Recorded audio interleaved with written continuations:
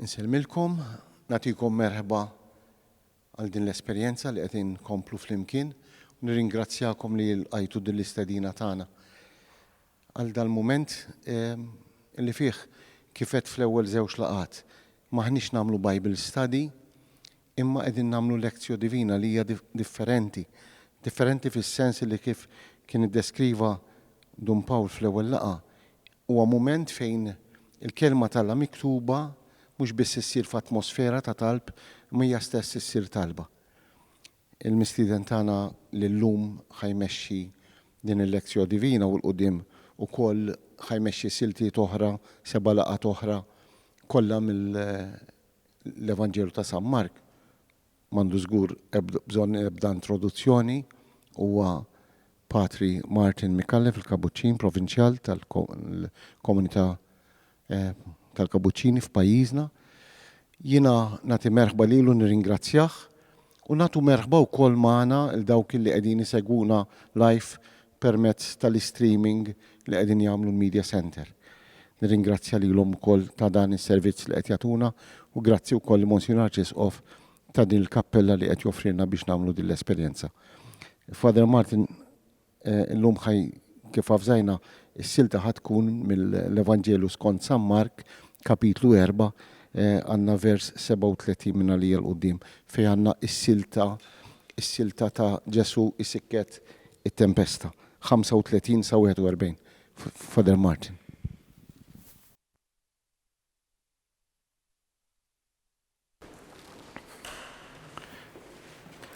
Jew nitolbu flimkien fisem tal-Missier u tal-Iben tal-Ispiritu Santu. Amen. Missir Qaddisa aħna nfaħruk u nberkuk għaliex fit-tjubija tiegħek għoġbok tkellimna permezz ta' ibnek Ġesu Kristu l-kelma, il-verb tiegħek li sar wieħed minna sabiex jurina l-imħabba kbira li inti għandek lejna l-koll. Nitolbuk tibgħat fuqna l-Ispiritu tiegħek ħalli jdawlilna l-moħħna, ikebsilna l-qalbna, ħalli l-kelma li inti llum tixtieq twaslilna fil-mixja tagħna wara ibnek Ġesu tkun tassew kelma li tibqa' dawwa li dlam li hemm fina. Dan nitolbu bi Kristu Sidna. Amen. Se nagħtu bidu għall-ewwel tappa tal-lezzju il-qari li se jkun meħud mill-Evanġelju skont San Mark fil-kapitlu 4 versi 35 sa 41. Dakinhar x'ħin sar fil-għaxija Ġesu qalilhom ejjew naqsmu għax-xatt ieħor. Ħallew in-nies u ħaduh magħhom kif kien fid-dgħajsa. U marru miegħu dgħajjes oħra. U qam riefnu kbir u l-mewġ beda tila għal ġod dgħajsa, hekk li kienet ġabdiet tintelab bl-ilma. U kien fil-poppa rieqed fuq imħadda. Qajmuh u qalulu Mallem, dan qisu xejn għalik li aħna ser nintilfu. Imbagħad qam, ordna lir-riħ u qal lill-baħar iskot biżżejjed. U r-riħ waqaf u waqgħet kalma kbira. U qalilhom dal-biża' kollu għaliex, mela m'għandkomx fidi. U qabadhom biża' kbir u bdew jgħidu lil xulxin dan min hu mela biex saħansitra r-riħ u l-baħar jisimgħu minnu. Il-kelma tal-mulej.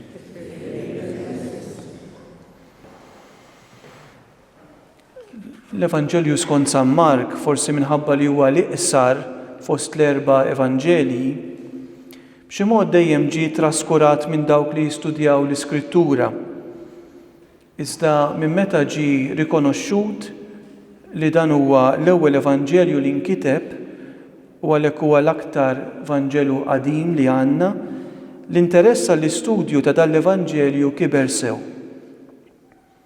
Nistgħu ngħidu li dan l-Evanġelju jagħti spazju lill-azzjoni aktar lill-azzjoni milli lit-tagħlim ta' Ġesu. Ir-rakkonti tiegħu li huma kkuluriti b'ħafna dettalji li jagħtina joruna li Ġesu b'wiċċ tas-sew uman. Fil-waqt li jagħtuna wkoll l-emozzjonijiet, jiġifieri dak li kien iħoss Ġesu quddiem sitwazzjonijiet differenti ta' persuni differenti. Flimkien ma' dan insibu wkoll is-sentimenti u l-inġiba ta' tant personaġġi li jiltaqgħu ma' Ġesu kif naqraw fuqhom. L-Evanġelju skont San Mark jiftaħ b'din in-nota il-bidu tal-Evanġelju ta' Ġesu Kristu li ben ta' Alla. Din il-konċentrazzjoni kristoloġika hija ħajja matul in-narrattiva kollha ta' dan l-Evanġelju li huma magħmul biss minn 16 kapitlu. L-istqarrija fil-bidu tal-Evanġelju li Ġesu u l-Messija li ben ta' Alla hija stqarrija li tindikanna il-kontenut, l-għan u l-artikolazzjoni li għalih inkiteb dal-Evanġelju. Sa mill-ewwel vers, San Mark jurina konċentrazzjoni partikolari fuq il-persuna ta' Ġesu Kristu. Anzi, biex inkun aktar eżatt, jaffrontana bil-mistoqsija ċentrali ta' minu Ġesu. Din hija l-mistoqsija li Ġesu nnifsu jagħmel lid-dixxiplu eżattament fin-nofs tal-Evanġelju. Mistoqsija li jwieġeb għaliha Pietru meta jgħidlu inti l-Messija. Huwa biss lejn tmiem l-Evanġelju eżattament fil-mument tal-mewt ta' Ġesu fuq is-salib li San Mark jirrivela jurina it-tifsira sħiħa ta' din l-espressjoni meta ċ-ċenturjun pagan jistqar dan il-bniedem kien tassew bin Alla. Din is-serje ta' lezzjo divina li ser naqsmu flimkien ibbażata fuq l-Evanġelju skont San Mark għalhekk trid isservina bħala għajnuna sabiex aħna bħala il-qarrejja ta' dan l-Evanġelju nifhmu aħjar l-implikazzjonijiet tal-mistoqsija ripetuta tant drabi f'dan l-Evanġelju, il-mistoqsija dwar l-identità ta' Ġesu. U allura din il-lezzja tittejna wkoll sabiex aħna nippruvaw nagħtu tweġiba għall-mistoqsija minnu Ġesu. B'dan f'moħħna issa nidħlu għas-silta li ġiet ipproklamata lilna u li fuqha se nimmeditaw is-silta ta' meta Ġesu jsikket il-maltempata. Silta li ma jagħtihiex biss San Mark, imma jirrepetuha wkoll San Mattew fil-kapitlu 8 u San Luqa fil-kapitlu 8. Hemm 6 punti li ser nippruvaw nifqu ftit fuqhom.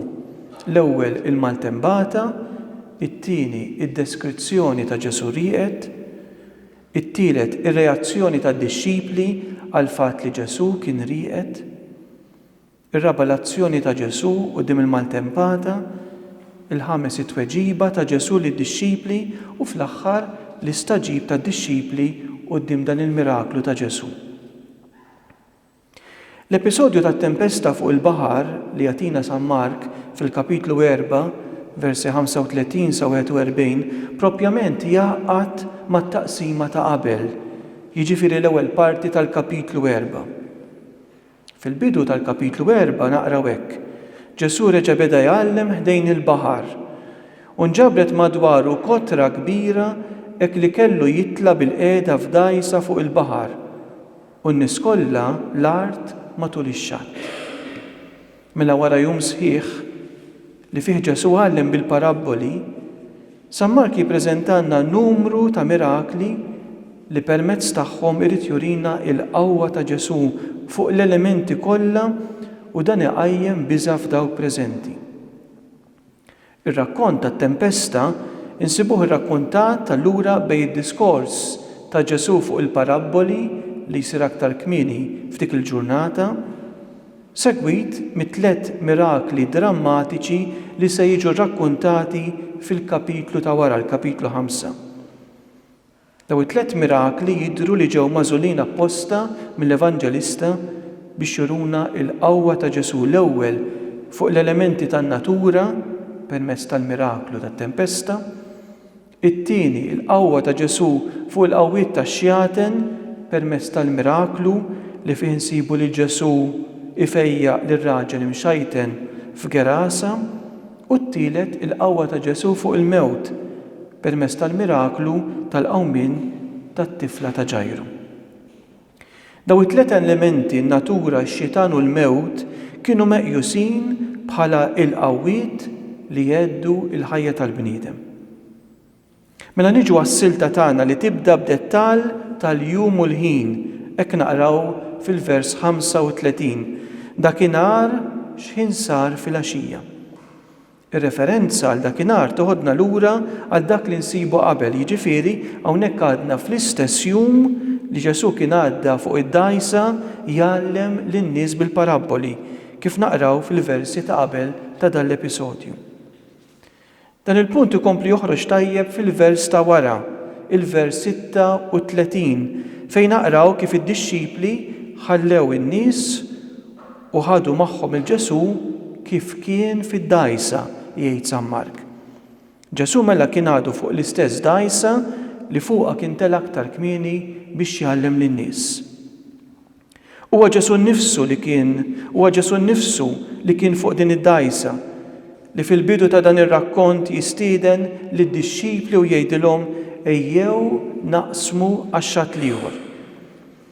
Din l-istedina ta' Ġesu tixbaħ dak li nsibu fil-bidu tal-Evanġelju ta' San Mark fil-kapitlu 1, vers 38. Meta Ġesu jgħid lid-dixxipli ejjew immorru band oħra fl-irħula tal-qrib ħalli nippriedka hemmhekk ukoll għax għalhekk ġejt. Dan il-kliem Ġesu kien qed jistieden lid-dixxipli sabiex flimkien miegħu iħallu warahom Kafarnahum u l-interessi tagħhom sabiex issa jakkumpanjawh fil-ministeru li kellu jwettaq fil-kumplament tal-Galilea. In-naħa l-oħra tal-baħar tal-Galilea fejn Ġesu stieden lid-dixxipli sabiex imorru miegħu bid-dgħajsa kien faċċata ta' Kafarnahum, in-naħa tal-Lvant, li fil-parti l-kbira dan huwa territorju pagan, kif insibu fil-vers ta' wara tal-kapitlu 5. Dan ifisser li l-missjoni ta' Ġesu issa kienet ser testendi għall-ewwel darba f'territorju pagan li lem mill-fruntieri ta' Iżrael. Jekk kienx l-intenzjoni ta' Ġesu li jmorru f'territorju pagan, l-Evanġelista San Mark ma jgħidilna xejn b'mod espliċitu. Iżda nistgħu nissoponu dan minħabba l-inizjattiva sabiex imorru hemmhekk ġiet min-naħa ta' Ġesu nnifsu. Kien hu li qal lid-dixxipli ejjew naqsmu għan-naħa l-oħra tax-xatt. Wara dan id-dettall insibu deskrizzjoni tas-sitwazzjoni li tinħoloq waqt li dawn kienu qed jaqsmu l-baħar. Hekk inkomplu naqraw fil-vers ta' wara, il-vers 37. U qam rifnu kbir u l-mewġ beda tiela għal ġoddajsa hekk li kienet diġà bdiet tintela bl-ilma. Il-baħar tal-Galilea huwa magħruf għal maltembati vjolenti li faċilment jinqalgħu mingħajr ebda avviż u dan minħabba il-pożizzjoni tiegħu kif ir-riħ jonfoħ mill-widien wieqfa tal-għoljiet li jdawru il-baħar il-lago tal-Galilea.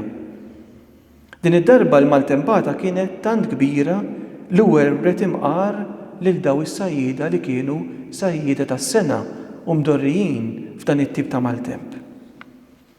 San Mattew li jieħu l-episodju minn San Mark jagħtina l-impressjoni li kważi kien hemm tsunami fuq il-baħar meta juża espressjoni bil-Grik seismos megas, marimoto kbir. Hija kelma li San Mattew jerġa' juża fil-ħin li Ġesu jmut fit-terremot li jiġri u jerġa' juża meta l-anġlu tal-mulej jinżel igerbeb il-ġebla tal-qabar ta' Ġesu. Hija l-istess espressjoni, seismos megas, li San Mattew juża mela 3 darbiet fin-narrattiva tiegħu, inkluż f'dan ir-rakkont li ħa minn San Mark. F'din il-maltempata kbira tinħass ħafna il-kuntrast kbir bejn l-atteġġjament ta' Ġesu min-naħa li kien fil-poppa rieqed fuq imħadda u min-naħa l-oħra il-preokkupazzjoni tad-dixxipli li qajmuh u qalulu Mgħallem dan qisu mhu xejn għalik li aħna ser nintilfu. Din hija l-unika referenza għal Ġesu rieqed fl-Evanġelju. Interessanti wkoll id-dettalji jagħtina San Mark li mħadda li fuqha kien rieqed Ġesu. Li aktarx tirreferi għal speċi ta' kuxin li kien ikun hemm fil-poppa biex fuqha joqgħod dak li kien ikollu it-tmun f'idejh. Li tibqa' rieqed f'maltembata bħal dik diġà huwa miraklu fi nnifsu. Ġesu jiġi ippreżentat bħal eżempju ta' xi ħadd li jafda b'mod sħiħ falla. Hekk jippreżentah San Mark. Hekk naqraw pereżempju xi ħaġa simili fis-Salm 4 vers 9 fejn salmista jgħid nimtet u norqod minnu fih fis-sliem għax inti waħdek mulej fis-sod qiegħdni. Xi ħaġa simili wkoll naqrawha fil-ktieb ta' Ġobb fil-kapitlu 11. Ġesu li jorqod fid-dgħajsa f'nofs mal-tembata hija xena li tfakkarna f'xena oħra biblika. Ġesu rieqed fid-dgħajsa ifakkarna f'Ġona, il-profeta li raqad fl-istiva tal-ġifen li ħadu f'Tarsis, kif naqraw fil-bidu tal-ktieb ta' Ġona. Fil-fatt nistgħu ngħidu li hemm xebħ kbir bejn dak li naqraw fil-ktieb ta' Ġona u dak li naqraw f'dal-episodju skont San Mark. Jekk tippermettu li nippreżenta xi xebħ, ninnutaw l-ewwel it-tempesta li tissorprendi liż-żewġ profeti fuq id-dgħajsa, għandna in-nas taż-żewġ profeti waqt din il-maltembata. Kemm fil-każ ta' Ġona kif ukoll fil-każ ta' Ġesu rieqed u mqajjem għandna l-għajta ta' dawk li kienu fuq id-dgħajsa jew fuq il-ġifen se nintilfu, li segwi b'sejħa l-għajnuna, li Ġona talbuh jitlob lill-Alla tiegħu, fil-waqt li d-dixxipli kważi ċanfru lil Ġesu u jistennew minnu li kien se jagħmel xi ħaġa. Paralleliżmu ieħor huwa l-fatt li Ġesu li jaqsam il-baħar iħalli xtajta tal-Lut tat-territorju Ludi sabiex jilħaq xtajta ta' territorju pagan. Hekk ukoll Ġona huwa l-profeta per eċċellenza mibgħut minn Alla għand il-pagani, f'dan il-każ fil-belt il-kbira ta' Ninwe. Minkejja dan il-paralleliżmu il-qarrej imma jinduna li Ġesu hu ppreżentat fl-oppost ta' Ġona. Fil-ktieb ta' Ġona huwa l-imbirek li jkmanda r-riħ. F'San Mark ma nsibu xejn minn dan. Minflok huwa Ġesu li jieħu l-inizjattiva sabiex jaqsam man-naħa l-oħra tax-xatt.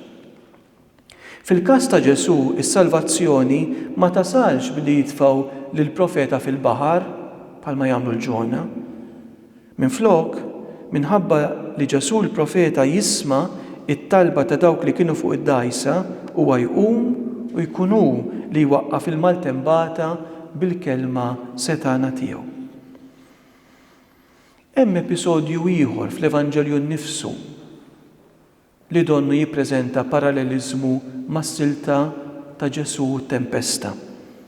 Qed nirreferi għall-episodju li jagħtina l-agonija ta' Ġesu kif jippreżentah San Mark fil-kapitlu 14 versi 32-42.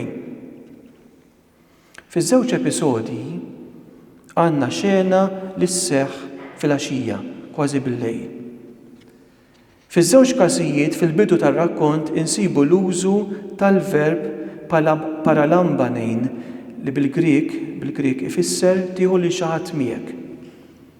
Fil-każ tal-episodju tat-tempesta huma d-dixxipli li jieħdu lil Ġesu magħhom. Fil-każ tal-episodju tal-agonija ta' Ġesu huwa Ġesu li jieħu lid-dixxipli miegħu. Huwa verb preżenti fiż-żewġ episodji. Fuq il-baħar Ġesu jorqod fil-waqt li d-dixxipli tiegħu jiġġieldu mal-biża' li kienu se jitilfu ħajjithom minħabba l-maltembata. L-istampa tinqeleb fl-episodju tal-agonija. Fl-agonija Ġesu jibqa' mqajjem, jiġġieled għalhekk il-kelma agonija li tfisser ġlieda fil-waqt li d-dixxipli jorqdu u Ġesu 3 darbiet imur iqajjimhom. Imma is-serenità ta' Ġesu ma kienitx l-istess sentimenti tad-dixxipli li qajmu l-Ġesu b'mod qawwi, kważi b'mod vjolenti fuq id-dgħajsa. Kemm il-darba l-istess poplu ta' Alla jekk jersaq lejn Alla b'dan il-mod kif naqraw f'diversi episodji fit-Testament il-Qadim.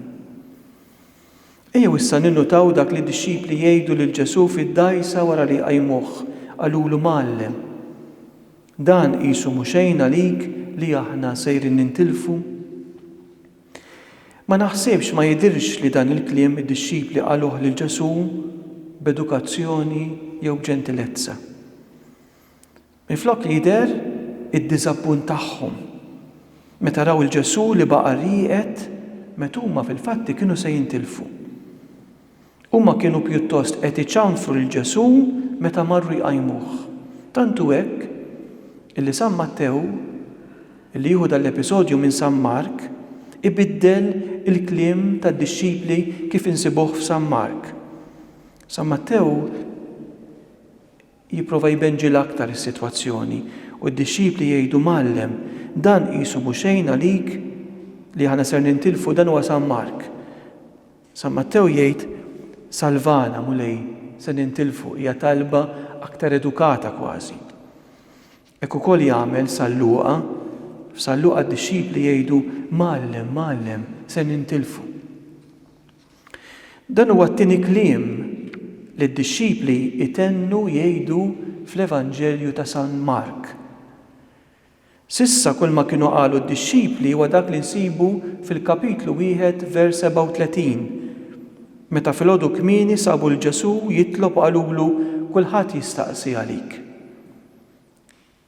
It-tieni kliem tagħhom huwa meta jqajmu l-Ġesu fuq id-dgħajsa. F'din is-sitwazzjoni ta' bżonn fuq id-dgħajsa waqt mal-tembata, San Mark jagħtina din it-tieni frażi fuq fom id-dixxipli. Għall-ewwel darba fl-Evanġelju skont San Mark, Ġesu jiġi msejjaħ u rikonoxxut bit-titlu ta' Mgħallem, didaskale bil-Grik, li aktarx jirrappreżenta l-Aramajk Rabbi. Titlu illi San Mark jużah 12 darba u dejjem jiġi applikat għal persuna ta' Ġesu. It-titlu didaskale Mgħallem applikat għal Ġesu insibuh mhux biss fuq fom id-dixxipli tal-anqas 3 darbiet fil-kapitlu 9, 10 u 13, iżda wkoll fuq fom persuni li jiltaqgħu ma' Ġesu bħal ngħidu waħda l-missier li jersaq lejn Ġesu jitolbu Mgħallem ġibtlek il-libni għax għandu spirtu mbikkem kif naqraw fil-kapitlu 9. Jew inkella r-raġel għani li resaq lejn Ġesu qallu Mgħallem tajjeb x'għandi nagħmel biex nikseb il-ħajja ta' dejjem fil-kapitlu 10.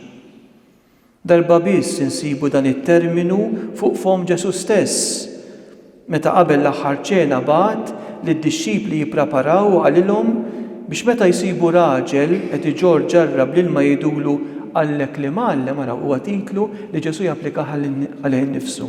Għallek li Mgħallem fejn il-kamra tiegħi li fiha nista' niekol l-ikla tal-għid mad-dixxipli tiegħi. Kapitlu 14.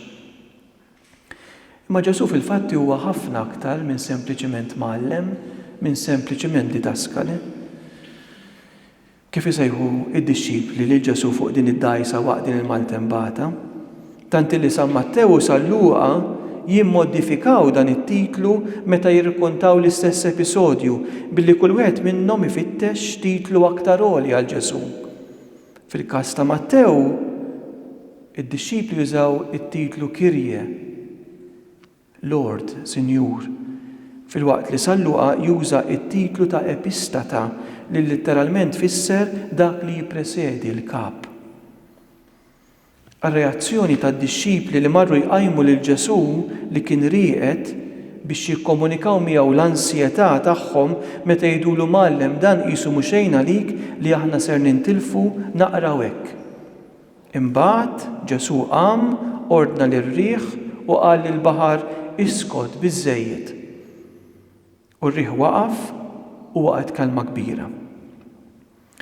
It-traduzzjoni tal-Għaqda Biblika Maltija titraduċi il-verb bil-Grik epitemasen b'dan il-mod u Ġesu ordna lir-riħ.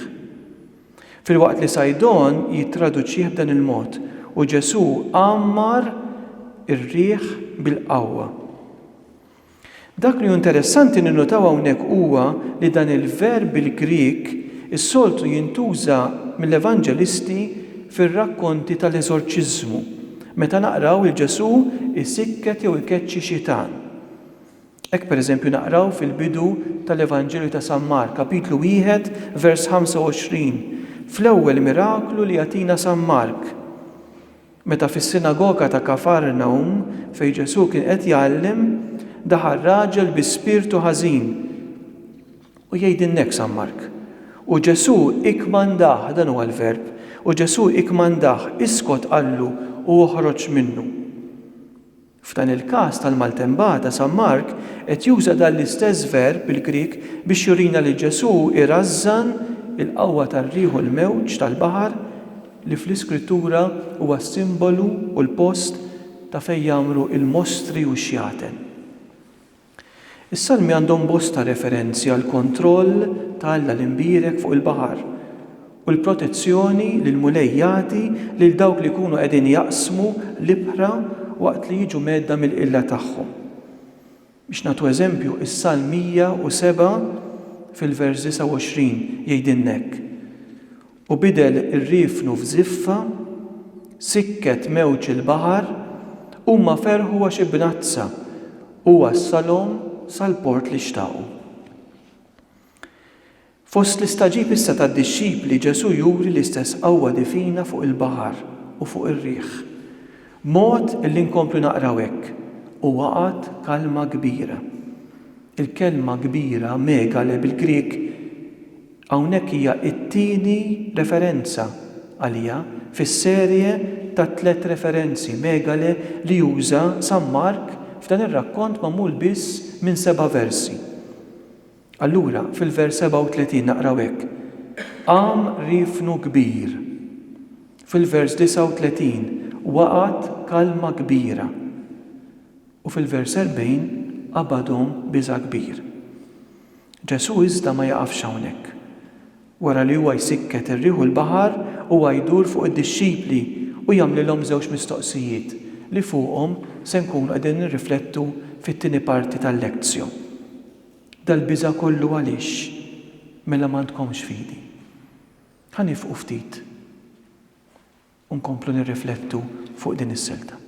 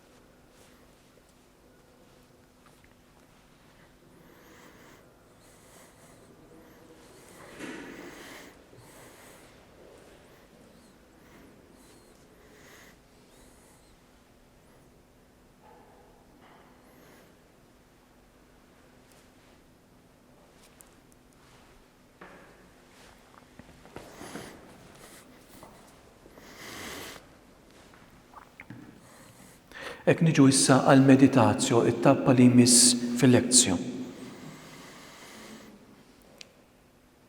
Iż-żewġ mistoqsijiet ta' Ġesu lid-dixxipli, dal-biża' kollu għaliex mela m'għandkomx fidi. Din hija l-ewwel ċanfira fis-serje ta' ċanfiriet li Ġesu jagħti lid-dixxipli f'dan l-Evanġelju.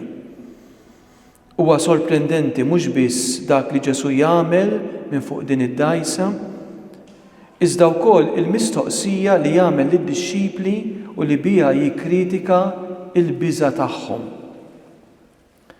Fil-periklu li sabu ruhom fih fid-dgħajsa id-dixxipli u allura il-biża' kbir li qabdithom tidher xi ħaġa normali, xi ħaġa ovvja fil-waqt li l-kritika ta' Ġesu tista' tidher kritika mhux reali f'dan il-mument. Ġesu jidher li kien qed jistenna inġiba differenti mid-dixxipli, inġiba li ma kellix tħallihom jiġu impressjonati mit-tempesta li sabu ruhom fiha u mill-periklu tal-mewt. Minflok huma kellhom pjuttost iserħu rashom li Ġesu kien magħhom ukoll jekk derrieqed f'din id-dgħajsa li fiha kien deħel l-ilma. F'kelma oħra, id-disċipli sabu ruhom f'żewġ jew bejn żewġ kurrenti. Min-naħa kien hemm it-tempesta u min-naħa l-oħra kien hemm Ġesu. Min-naħa għandna l-biża li ħassew li kienet frott it-tempesta li sabu ruhom fiha, min-naħa l-oħra il-fidi li suppost kellha tinbet fihom minħabba il-preżenza ta' Ġesu magħhom fid-dgħajsa. Id-disċipli mela sabu ruhom fi problema eżistenzjali. Min kellhom jiġu impressjonati u determinati l-aktar mit-tempesta jew mill-preżenza ta' Ġesu. Tajjeb li nżommu f'moħħna hawnhekk li d-disċipli li Ġesu ċanfar fuq din id-dgħajsa ma kinux aktar prinċipjanti, jiġifieri xi ħadd li kien għadu fil-bidu fir-relazzjoni tagħhom ma' Ġesu.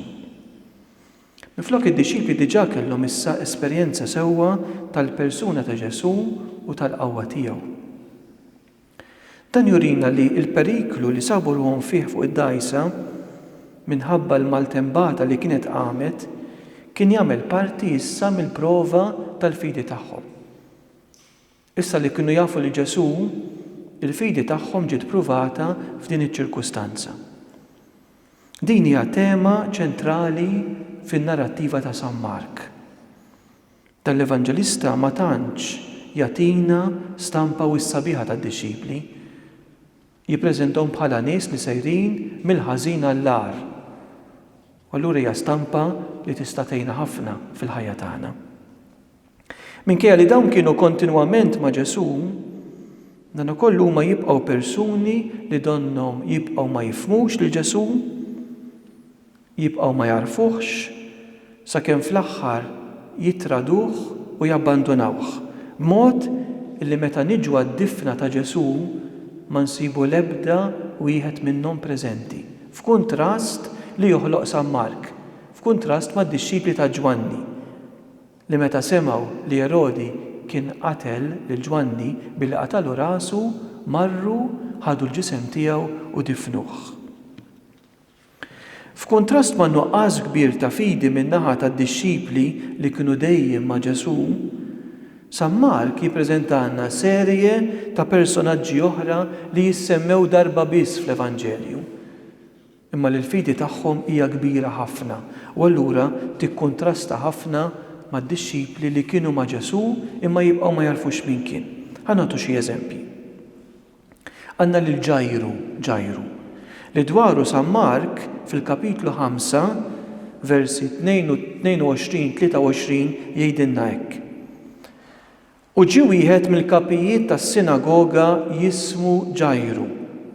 Dan malli ra lil Ġesu inxteħed f'riġlejh u ma kollha ġesti ta' qima u talbu ħafna u qallu binti żgħira waslet fl-aħħar.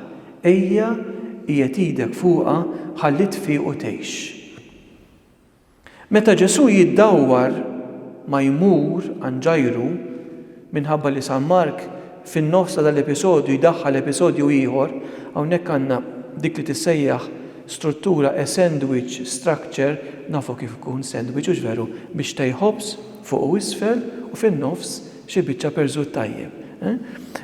San Mark juża ħafna din l-istruttura. Jieħu episodju jaqsmu fit-tnejn, fin-nofs iddaħħal episodju ieħor biex joħloq aktar stennija. Ġajru meta sab ruħu li Ġesu kien qed jiddawwar għax fin-nofs jidħol l-episodju tal-mara li kienet ilha tbati bit-tnixxija tad-demm, jaslu xi nies mid-dar ta' Ġajru u jgħidulu bintek mietet għalfejn tħabbtu iżjed illi mgħallem. Mela Ġajru sabru bejn li jażel li jiġi determinat mill-qawwa tal-mewt u allura li jitlef kull tama li kellu, jew inkella li jżomm sħiħ fil-fidi tiegħu fil-qawwa ta' Ġesu. Fil-fatti Ġesu jgħinu lil Ġajru f'din l-għażla li kellu jagħmel. Meta Ġesu jgħidlu tibżax biss inti jemmen. Mhux biss il-fidi kbira ta' Ġajru tikkontrasta man-nuqqas ta' fidi tad-disċipli, iżda wkoll il-fidi tal-mara li kienet ilha 12 sena sħaħ tbati bit-tnixxija tad-demm. Din il-mara li tagħmel ġest ta' fidi kbira.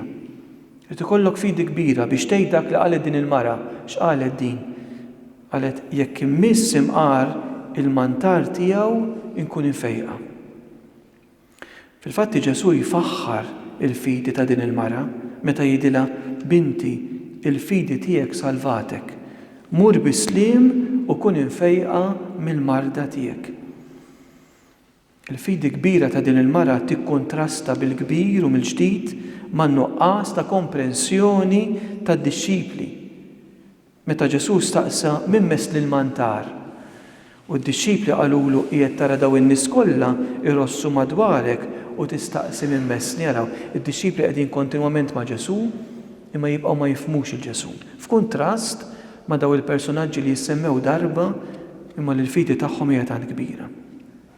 Ħanatu eżempju ieħor tal-kuntrast tan-nuqqas ta' fidi tad-dixxipli mal-fidi ta' karattri oħrajn. Għandna dak il-missier li kellu jibnu maħkum mix-xitan, kapitlu 9 ta' San Mark, versi 14 sa 29.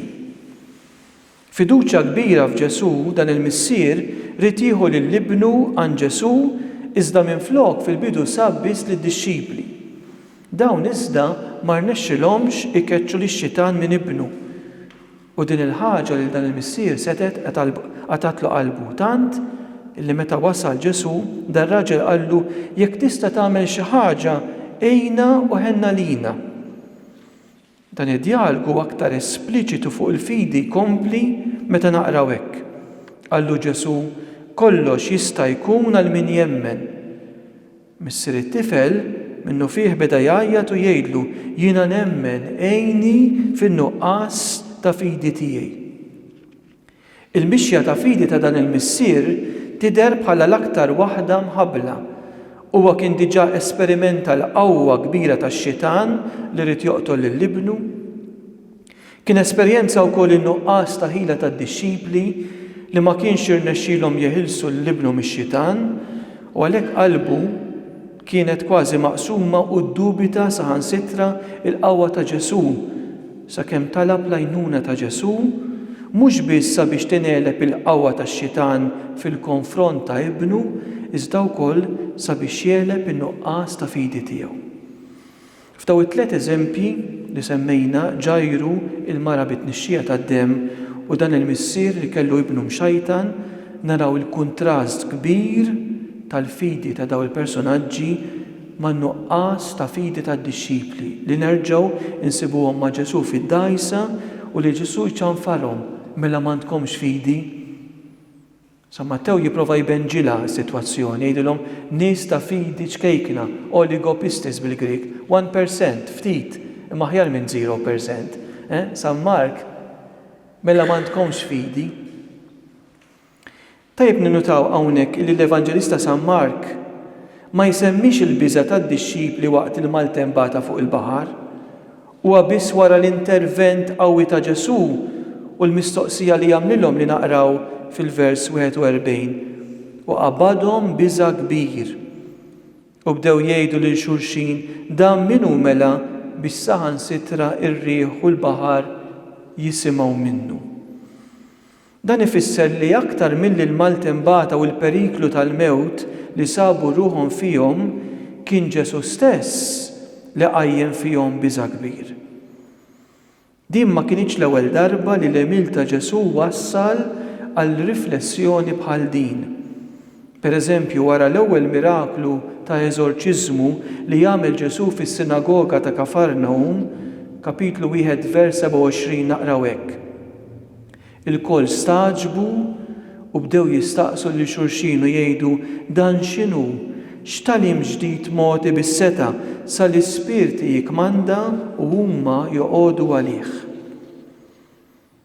Il-biża' tad-dixxipli quddiem dak li jagħmel Ġesu hija waħda ambivalenti. Fuq naħa din toħroġ biża' negattiv, jekk nistgħu nsejħulu hekk, minħabba in-nuqqas ta' fidi tagħhom. Min-naħa l-oħra din il-biża' għandha elementi pożittivi ta' staġib marbutin ma' manifestazzjoni turija tal-qawwa divina quddiem Epifanija jew Kristofanija, dera ta' Kristu. Aħna bħala l-qarrejja ta' dal-episodju faċilment nistennew li d-dixxipli li ġew salvati f'dan il-mument iwieġbu għal dak li kien għadu kemm għamel Ġesu bi gratitudni jew b'xi ġest ta' ferħ. Palma ġara f'Kafarnaum meta Ġesu fejja il-paralitiku kif naqraw fil-kapitlu 2 vers 12. Minflok fuq id-dajsa naqraw li wara l-miraklu id-dixxipli beżaw. Il-verb phobeo beżaw użat hawnhekk huwa użat b'mod repetut f'episodji oħra li jiġu wara dal-episodju f'San Mark. Li permezz ta' dan il-verb San Mark jiddeskrivi ir-reazzjoni ta' persuni differenti għall-immil ta' Ġesu. Ħanatu xi eżempji ta' kif juża dan il-verb San Mark. Fil-kapitlu 5 vers 36, per eżempju, il-kap tas-sinagoga li kien qed jibża li bintu kienet se tmut, Ġesu jistiednu biex ma jibżax. Id-dixxipli jibżaw meta jaraw il-Ġesu miexi fuq il-baħar għax tħajluh li kien xi fantażma u qalilhom la tibżawx, kapitlu 6 vers 50. Dak li interessanti hu li l-verb beżaw huwa l-aħħar verb li San Mark juża biex jikkonkludi l-Evanġelju tiegħu li jidher li oriġinarjament dan l-Evanġelju kien jispiċċa fil-kapitlu 16 vers 8 għalkemm illum insibu fil-kanon il-Knisja taċċetta parti oħra itwal tal-konklużjoni ta' San Mark. Però fil-manuskritti l-aktar antiki ta' San Mark dan l-Evanġelju jispiċċa kapitlu 16 vers 8. U l-aħħar verb li juża San Mark huwa proprju dan il-verb beżaw. Naqraw hekk. Hawnhekk ninsabu dejn il-qabar vojt ta' Ġesu. In-nisa beżaw u telqu jiġru bil-biża li kellu. Hekk ħanħallu anki din ir-riflessjoni iddawwalna ftit għal ħin ieħor ta' silenzju sakemm ngħaddu għat-tappa ta' l-operazzju f'din il-lezzju.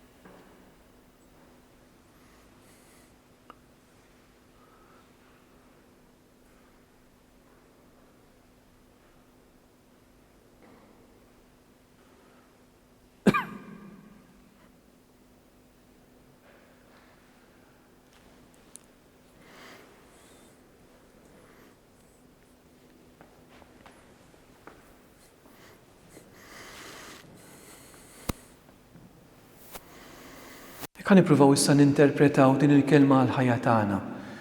Għax inkella kif jgħidilna il-Papa Emeritu Ratzinger, inkella nagħmlu mill-iskrittura ċimiterju xi ħaġa mejta l-kelma talla, kemm diġà rajna tant dettalji jridu nippruvaw anke napplikawha fil-ħajja tagħna. U dan huwa l-iskop ta' din it-tappa fil-lezzju l-operazzju. L-episodju ta' Ġesu li sikket il-maltempata tempesta jibda b'nota ġeografika. Meta Ġesu jistieden lid-dixxipli u jgħidilhom ejjew naqsmu għax-xatt ieħor. Di mhix l-unika referenza li jagħtina San Mark għal Ġesu u d-dixxipli li jaqsmu għan-naħa l-oħra tax-xatt. Hemm żewġ referenzi oħra f'dan l-Evanġelju għal dan l-ispostament min-naħa għan-naħa l-oħra tax-xatt. San Mark jidher li kellu interess partikolari f'dan id-dettall. Dan jidher mill-fatt li San Mattew li kiteb wara San Mark jagħtina biss tnejn minn dawn l-episodji. Fil-waqt li sa Luqa jagħtina wieħed biss u sa Mark jagħtina 3. F'dan id-dettall li taqsam min-naħa l-oħra, xi darba mortu Iżrael tistgħu tivviżwalizzaw ftit il-lago hija lejk magħluq allura li inti taqsam min-naħa l-oħra. Dan id-dettall li taqsam min-naħa l-oħra jiena nara li għandna miġbura fiha id-definizzjoni ta' konverżjoni. Il-metanoia bil-Grik. X'inhi l-konverżjoni? Konverżjoni hija li inti tħalli xi ħaġa warajk biex tibda fażi ġdida fil-ħajja tiegħek. Li inti tbiddel il-mod kif taħseb, ir-rotta tal-ħajja tiegħek. U allura li taqsam għan-naħa l-oħra tal-baħar għandna miġbur fiha id-deskrizzjoni u d-definizzjoni tal-metanoia, tal-konverżjoni. Li jiena nrid inħalli xi ħaġa warajja biex nilħaq xi ħaġa ġdida. Però dan il-proċess ma nista' nagħmluh waħedna, huwa diffiċli tikkonverti. Għandna bżonn il-preżenza ta' Ġesu fil-ħajja tagħna, l-qawwa tiegħu. U għalhekk Ġesu se jkun magħna anke f'din id-dgħajsa li b'xi mod tirrappreżenta il-ħajja tagħna. It-tieni dettall nixtieq nifqu fuqu fil-ħajja tagħna huwa meta San Mark jgħidilna li f'nofs din il-maltembata Ġesu mhux biss kien rieqed, huwa San Mark biss li jagħtina d-dettall tal-imħadda. Ġesu kien rieqed fuq imħadda. Komdu. Plaċidu jgħidu xi nies, hux veru. Meta d-dixxipli fihom hemm din l-ansjetà kbira. Huwa skiet ta' Ġesu Kristu. Meta inti fl-aktar mumenti diffiċli tal-ħajja tiegħek, meta jibda dieħel l-ilma, titlob il-mulej u tgħid forsi kieku nkellem il daw il-ħitan, forsi jirrisponduni. U Ġesu donnu jibqa' jidher mhux interessat fil-problemi tiegħek, jorqod. Hija l-esperjenza li tagħmel il-mara Kananea. F'San Mattew hija qawwija ħafna din il-mara li tmur tiġri wara Ġesu, tinterċedi għal binta li kellha xitan. Titlob il-Ġesu għal binta li qedbati ħafna u jgħidilnek San Mattew. U Ġesu ma weġibix kelma. Hija kelma qawwija. Kif jista' Ġesu jimmuta quddiem talba ta' għal binta li qedbati? Għandna l-kapitlu 11 ta' San Ġwan, Marta u Marija jibgħatu jgħidu l-Ġesu dak li inti tħobb Lażru marit. Flok ma Ġesu jmur Betania iħalli il-Lażru jmut. 4 ijiem kunu għaddew. Tant meta jmur kien tard wisq Marta tagħmel għalih il-Ġesu. Kieku inti kontaw tgħidlu hija ma kienx imut, huwa l-istess kliem li tgħidlu oħta donnu daw iż-żewġ nisa kienu rehersjaw x'kellhom jgħidu lil Ġesu jekk jiġi Betania. Kienu lesti għalih. Hekk li Ġesu jorqod. Però l-problema mhijiex tiegħu imma tagħna. Tant li meta Ġesu jqajmuh u jagħmel dan il-miraklu li d-dixxipli jgħidilhom mela m'għandkomx fidi, din hija l-problema tagħna. Mhux li Ġesu rieqed. Ġesu qiegħed dejjem hemm din hija l-wegħda tiegħu magħna jiena magħkom dejjem sal-aħħar ta' żmien.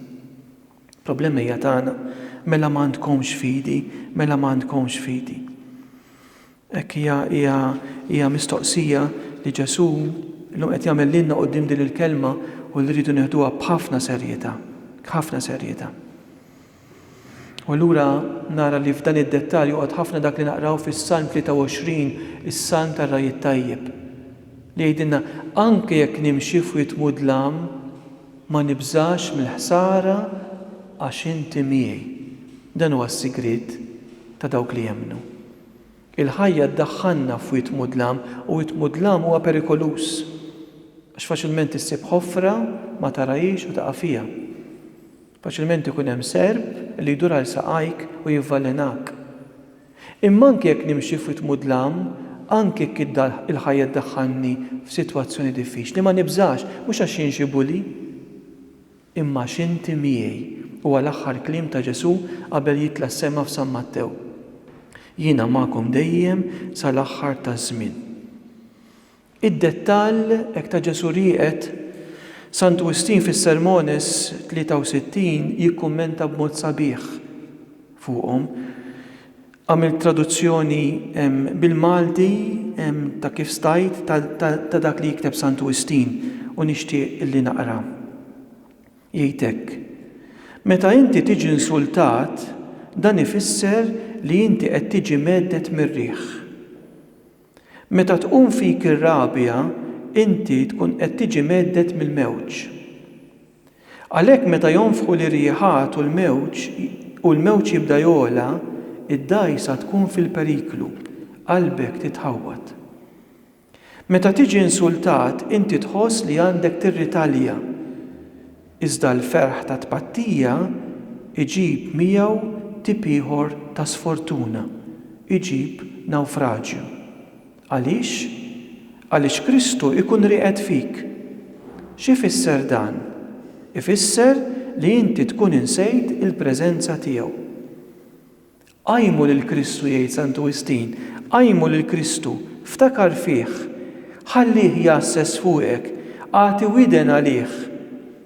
It-tentazzjoni tiġi, din hija r-riħ li tfixklek, hija bħal baħar imqalleb. Dan hu l-waqt li fih inti trid tqajjem il-Kristu u tħallih ifakrek fil-kliem dan minu mela biex saħansitra rrieħu l-baħar jisimgħu minnu. Hekk il-mistoqsija li jagħmlu d-dixxipli fl-aħħar ta' dan l-episodju meta jgħidu minu dan hija l-mistoqsija li tibqa' takkumpanjana issa li riflettejna fuq dan l-episodju. Kif edna fil-bidu, San Mark jikkonċentra l-episodji tiegħu fuq din il-mistoqsija, minu Ġesu. U allura ir-rakkonti li jagħtina waħda wara l-oħra jridu jgħinuna sabiex aħna nitlu fihom u f'din l-esperjenza li nagħmlu aħna wkoll inwieġbu mhux biss mill-moħħ imma mill-qalb, mill-ħajja tagħna. Min hu Ġesu għalija? Min hu Ġesu għalija? Fil-mewġ tal-ħajja. Meta nħoss li id-dajsa ta' ħajti qiegħda tereq hija medda. Ġesu min hu għalija? Hekk hija r-reazzjoni li aħna rridu nagħmlu. Ma tix tkun il-biża' li tmexxina, imma tkun il-fiduċja tagħna f'Ġesu. Hekk dan iħsieb ejjew issa hekk nistedinkom sabiex f'din l-aħħar tappa tal-lezzjo l-orazzjo hekk irresqu it-talb tagħna. Nistedinkom sabiex nagħmlu bleħenoli hekk fiduċja quddiem il-preżenza ta' Ġesu it-talb tagħna fid-dawl ta' dawn ir-riflessjonijiet. Aħna nwieġbu ismana nitolbuk mulej.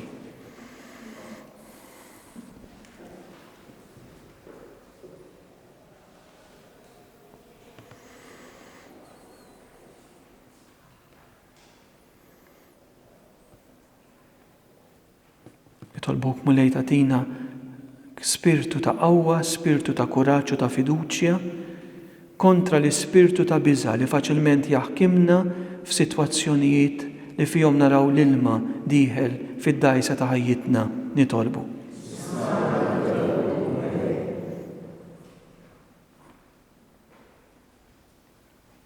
Mulej meta nħossuna waħedna ma nibżgħux ngħidu lek. Mallem, għati kasna, mallem tina jdejk, għax nafu li inti tkun qiegħed tismana, anki jekk ma narawx riżultati. Nitolbu. Ismana nitolbu mulej.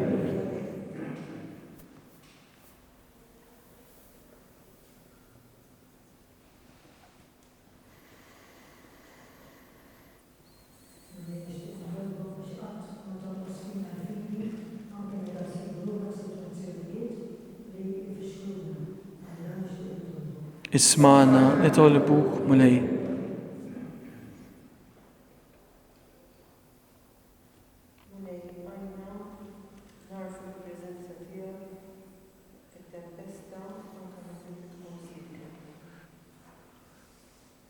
Ismana nitolbuk mulej.